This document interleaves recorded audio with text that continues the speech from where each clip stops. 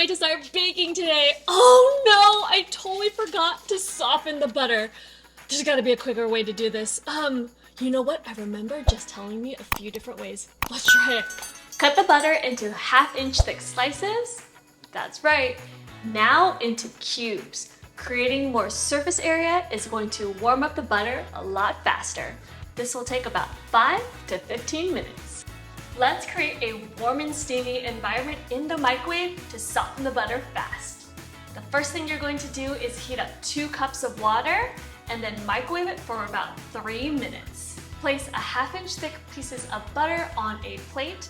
Now you're going to swap out the hot water with a plate of butter. Now put that in the microwave and let it sit for about 10 minutes to soften. To quickly soften a whole stick of butter, all you have to do is glass steaming. Add some hot water to a glass.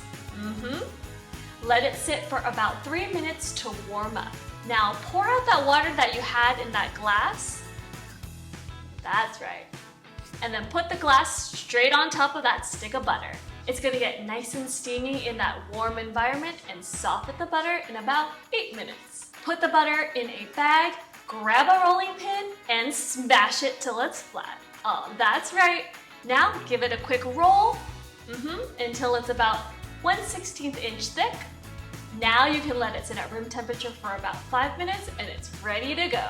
I added slices of butter into the mixer. Now I'm gonna mix it on medium-low speed.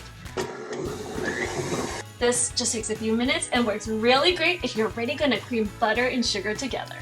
Ooh, and I love grating butter, especially if I'm gonna make some biscuits or pie dough.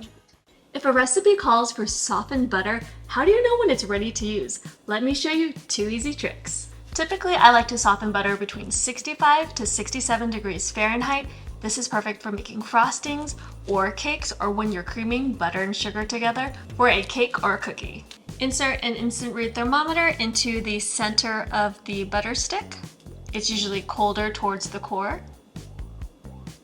This is perfect. If you don't have a thermometer, another way to check is by appearance and touch. The surface shouldn't look overly shiny or glossy. This happens around 90 degrees, which means the butter is way too soft. This has a nice matte finish.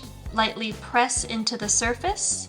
It should have some resistance and not stick to your finger. If it leaves a clean indent, it's ready to use. Softened butter should still be cool but malleable, meaning it's easy to work with and mix.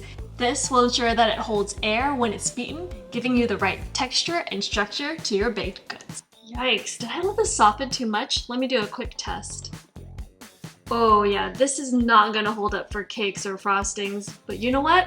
As long as the butter's not completely melted, we can save this. The melting point of butter is between 82 to 97 degrees Fahrenheit. A quick way to cool down the temperature if it's a little bit too soft is pop it in the refrigerator.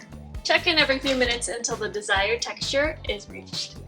You could also do the chilling process in the freezer. Now if you don't want to wait, you could do this instead. Cut the butter into slices and then add it to a bowl of ice water. Just gently stir a few times until it starts to feel more firm. Ooh, this is better already.